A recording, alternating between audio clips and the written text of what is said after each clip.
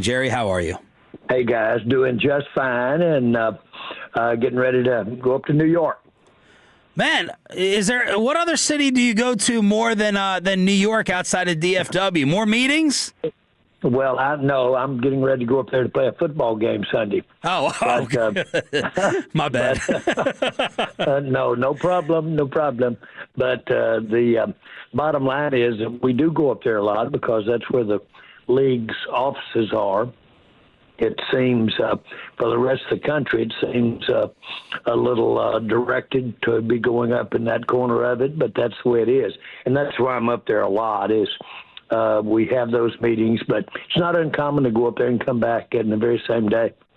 Jerry, since this is our final one for the year and you are now a Broadcasting Hall of Famer, I was going to throw a curveball at you and ask what you thought we should start with today. Like, what is on that Jerry Jones notepad of 1, 2, 3 that you think we should cover and talk about?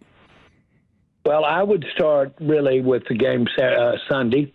And candidly, and I'm going to sway that to some degree because that's the level of importance we're putting Sunday at. And consequently, I think how we play that game, we're going to start Dak and certainly going to be doing the kinds of things that now how we use Dak, where we use him, those kinds of things. Let's just make that a part of the game plan that we really won't talk about. But still, we think it's so important to us to have that game with the same, if you will, feeling. Not only in preparation for it, but hopefully afterwards that we had against Washington the other day. Winning is important. You really don't play that many games when you think about it over the course of a football year, which starts to some degree when you have a comeback. But we're talking about it. Sunday's important to us. We'll put the best team that we can put out there, and we'll keep them out there. Yeah, Jerry, I was going to ask you, we asked Shoddy this with his extensive history. Can you remember a carryover effect that applied to finishing a year strong that wasn't a postseason year? And you're like, no, that momentum really did have an effect because as fans, and you've done a great job of acknowledging like what fans want and higher draft picks and getting excited about all that stuff. We're like, is there really a carryover? Is there really a momentum to finishing the year with 1 or 2 straight wins?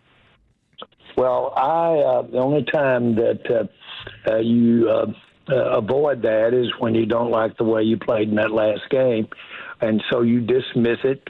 You do all these human things that minimize the importance of it. On the other hand, if it was done well, turned out well, then you emphasize the importance of it. I used to have a college coach who used to say that you remember what you do in November. And so he was always pushing the need to finish strong, no matter where you stood with your record.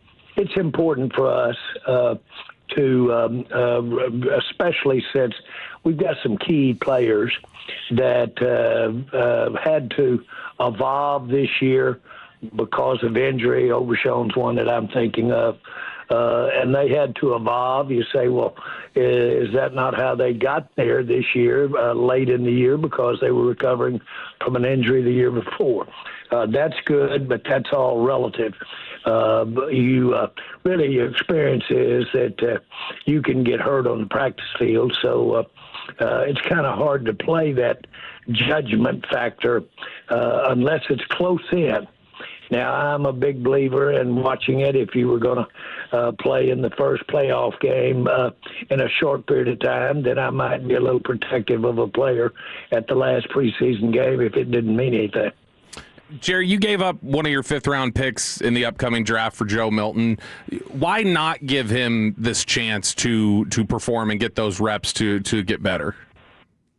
Well, let's just talk about, what are we talking about, 30 reps? 40 reps. Last week, of course, was an aberration because we just didn't have that many offensive reps. defensive snaps. So if he'd been a defensive player, he didn't get wouldn't have had the opportunity for many snaps. But no, I think it's more important to have the continuity with what we've got with our, relatively speaking, young offensive line. I'd like to see them go out on a strong note. And I would like to see Dak really continue to do some of the things that he's done this year.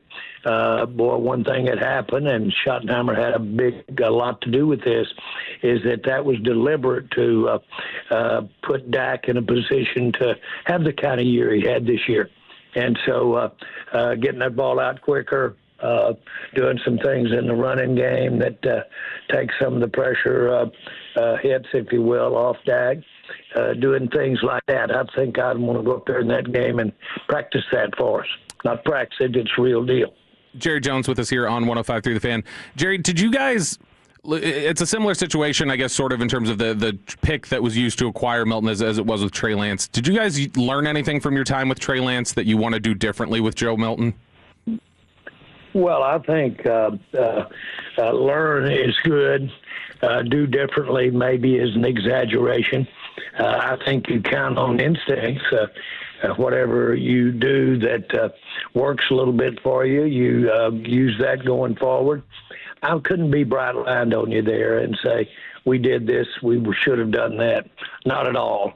And I just think we looked at where Trey Lance was. We looked at the numbers.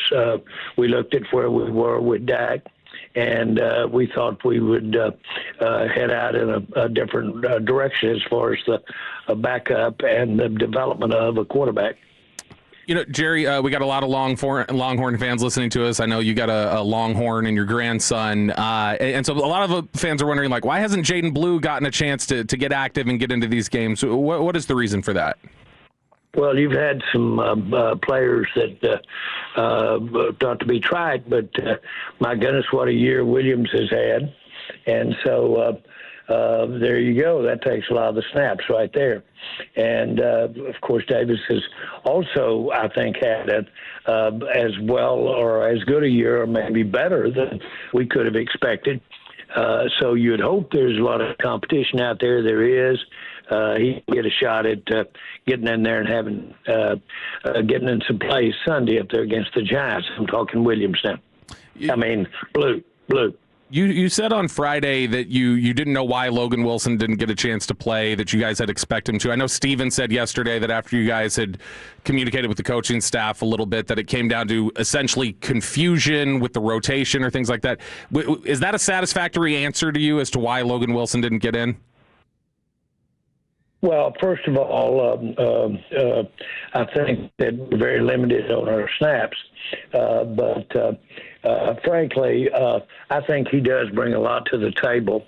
And I bring it up and noted it is that I thought it would have helped our defense to have him in there, man, because of what he does bring, which is instincts.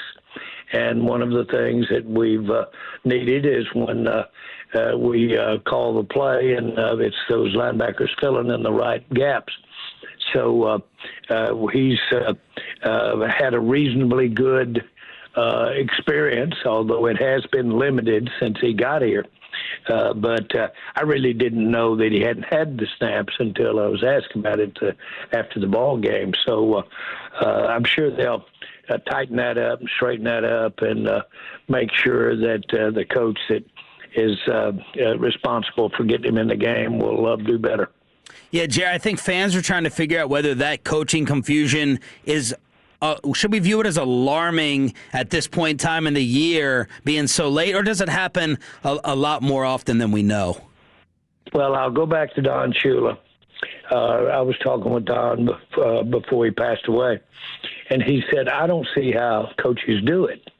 He said, I couldn't coach because you're dealing with staffs of 25 coaches, 30 coaches, and just organizing the staff becomes a real challenge relative to putting a team together. And so numbers of coaches create its own challenges. And so you do have if you will, an organization, a certain delegation of responsibility. Everybody listening knows that. You've been a part of it all your lives. And when it breaks down, it breaks down. And you had a little breakdown there. Is it uncommon for there to be a breakdown in coaching responsibility? No, at the risk of criticizing coaching, which I'm not. But anytime you get that number of people checking off and basically delegating, then you're going to have some slips. It goes with the numbers of coaches you have today. Jerry Jones right here on 105 through the Fan. Jerry, you've always been a big believer. I also subscribe to experience, osmosis. Schottenheimer, your Mike Nolan, guys who have been there, been around. A former head coach should be invaluable experience. Has the results of the defense this year made you kind of change or rethink your philosophy on all the skins on the wall and how much experience someone needs to have? That's certainly I liked the experience level. And liked how we had arrived at the makeup of experience on our staff, and in particular defense. Now, make no mistake about it, everybody had their finger in what we did out there defensively, everybody. And so it's not just a one-man blame at all. And I say that because therein lies what you got to sit down and figure out what, if anything, you want to change. And so we'll get to that pronto. Everybody involved in this thing is, I'm sure, been thinking ahead about how to adjust out of results this year. But the main thing in football is that it is rare when you have one coach or one player that is the cause or the solution to the problem. And that's the main thing I'd like to emphasize to anybody listening. We're trying to solve the problem and try to get better where we are. And one guy is not going to do that. Jerry, you talk about, what Brian Schottenheimer's done this year. You had mentioned earlier in the year, hey, he was having to spend a little more time in the defensive room. Then you see those kind of rotation lapses that are going to. Have you given any consideration, or what consideration might you give this offseason to having someone else call plays so Schotty is more free to kind of manage the overall team aspects? Again, no, I have not. And I've been very pleased with what we've done. If you're talking about calling the plays on the offensive side of the ball, I like the way we've done that. Now, he may decide that, and his staff may decide that they want to do things differently, and I would respect that. But I like what we've done. We felt good about it coming in. It has worked very, very well. He'd be the first to tell you there are times that if we could have complemented, kept the ball in some situations or basically had better execution, that we would have helped the defense out, but that's always the case. No, I'm fine with the way we have approached offense going forward. We have our eye before the season started, and really when we extended Dak, we knew where we were going and the points of emphasis on that offense. And that's one of the reasons that Schottenheimer was kind of in the driver's seat as far as the entire coaching staff and being the head coach, is because we thought he was an integral part of continuing the success and continuing Dak's ability to get us where we're trying to go. With all of that in mind, I do expect him to do that, and I expect not him, but I expect the structure to give us a better result over in other areas of the team. And everybody always does this, but this year, of course, it's pretty easy to pick on that defense. And but let me say this one more time. it's not all Uberflus at all. And he has buy-offs all the way through the coaching staff and the organization as to the things he was doing to try to play defense. So that's a team-wide breakdown for us not to play better defense than we've had. Not an Uberflus breakdown per se, just him. Jerry, with that being said, what do you think were some of the defensive personnel misses that you think was the most impactful is that we had a high expectation in our secondary. And I thought we would be good at all phases of it. We were new coming in with the linebackers, which can be a part of the secondary. But that secondary is because of various reasons. But the secondary really had issues regarding personnel, time on the field, time at practice. We weren't ambitious. We knew that some of those guys would be getting back and their limited NFL experience when they did get back from injury. And so I would say that's the area that just as the year before, I'll remind you, and you wouldn't necessarily remember it, but I thought our offensive line the year before, Mike McCarthy, was the letdown that really was glaring for us as to what we were thinking we'd have. I'd say your secondary this year. Jerry Jones right here on 105.3 The Fan. Jerry, how did the Micah deal work out in the end with the way you thought it would when you did it? Well, I first of all wish Micah obviously the greatest recovery and know him and know that he probably had a very similar reaction that Michael Irvin had, and that was Michael Irvin got better when he rehabbed from a serious injury. So that's good from that standpoint. I like our numbers. I like our numbers that we had on the field this year. We had at least two players out there, a big part of this year for one. And so I liked our numbers. I like the quality of our numbers out there with our Clark and with Williams out there. So, and I do directly point to that. I like our numbers in the future. And that's what it was all about, is being able to have 4, possibly 6, however you want to ultimately allocate the benefit of having that available salary cap room as well as those picks to add to your team. You know, Jerry, given the really excellent returns your personnel department got this year on George Pickens, Javonte Williams, Jadeveon Clowney, it was a really good year for the offseason moves that you guys made. Has that shifted your perspective at all on building more of your roster with outside personnel? No, they're all outside. They weren't on the team this year, whether you draft them or not, if that's what we're talking about. But they're all outside, and that is a very good point. The same thinking that brought Pickens in, the same thinking that brings Wilson in, the same thinking that brings in anybody in is the same thoughts that apply to the whole show. And so, we have, I thought, really brought some guys that came in, played well.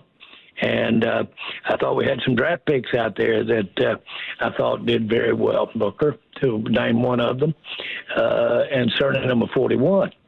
And again, we've got some good work being done there, but it's not enough. We'll look to be bringing some people from, let's say, the pro ranks in and measure that. We let some guys get out of here that had some pretty good, that played better than I maybe thought they might have played. I'm applauding Lawrence up in Seattle, and he's had a great year. And, of course, what happens is when you normally make a decision like that, it has everything to do with where you are financially as well as where you are with you don't want progress stoppers. Mm-hmm. If you've got youth, then you want to clear the way so that youth has a chance to play. So all of that comes in consideration when making a call here. Jerry, when you talk about pro players, you've already made the move for Quinnen Williams. Would you prefer to hold on to the remaining picks you have this offseason, or if the right deal came along, would you be willing to entertain parting with more of the first-round picks you have? Well, we don't have any. I don't have any predetermined plan without the deal in front of you, and you want to always be ready to advantage of an opportunity. But right at this time, at the end of the season with the draft coming up, there's a reason why draft picks this time of year become at such a premium, because you're going into that draft, and that's logical, and that's what happens. After the draft, the players are more the premium, and the picks are a little less valuable. And so that's why if you're trying to collect picks, the best time to do it's after the draft, not before the draft. But, no, I really like the way we've set the table, both from the standpoint of players we have, as well as, frankly, compared to where we were this time last year. I think we've improved ourselves for going forward with the salary cap. And I think we've also put some people in places, particularly in the interior on the defense, that's going to serve us well for several years to come. That's why we made the trades we made. Jerry, George Pickens, he's on the mind of several hopeful Cowboys fans. He has become a big fan favorite. You see a lot of 3 jerseys out there in the stands at AT&T Stadium. He is, of course, represented by David Mulugeta, just like Micah Parsons was. Do you guys anticipate negotiating with David or directly with George this offseason? I don't know. We'll see how it goes. Probably both. But I certainly intend to be speaking with George, and I always have, always do. Jerry, I wanted to ask you about your resolve, or how much self-doubt ever creeps in with you. You guys have had a lot of regular season success. We know the numbers. But obviously you haven't gotten to where you've wanted to go for 30 years. When you're planning ahead and thinking of the next move, how much self-doubt ever creeps in? Like, this hasn't gotten me where I wanted for 3 decades. Why do I think that this line of thinking or this resolve will break through again? Well, let's picture a gold miner out in the old 49er days of California, and picture that gold miner. And he'd swung that pick hundreds and thousands of times. His old hands calloused and his old back screwed up because he's been throwing that pick around all those years. Yet the next pick, it could be the gold strike. And you got it. With the next pick, the only way that might not happen is to not have that pick in your hand swinging it. And so we're keeping swinging. And that's the way I operate. And I've had really the majority of the things in my life have most of the time when you hit that pick, you got rock. But every now and then that gold pops up there. And that's why you keep swinging. Jerry, no matter how many times. Jerry, we had you start the interview, so let's have you finish it. Is there anything else you'd like to say to the fan base about the season, or anything else just to recap? Absolutely, I would very much to all of our fans, not just the ones listening. But we made a big decision 2 years ago when we basically extended Dak and made him the emphasis on our roster going forward. And what we do has been to get that in shape to get us to the playoffs and get us to the big game, Super Bowl. We made steps toward that, believe it or not. We have. And we have enhanced the offensive line. We've enhanced the receiving core, the running core around that. And so I feel very good about where we are there. Now, we've got to get in there and be more solid. We can't just depend totally on turnovers. Now, you can't be void of turnovers, but we've got to have a more solid defense. That's disappointing this year. We will get better on defense. I promise you that. Jerry, it's been an absolute treat throughout the entire year. We're going to miss you until we do it again. Thank you so much for the interviews and the time. Thanks, guys.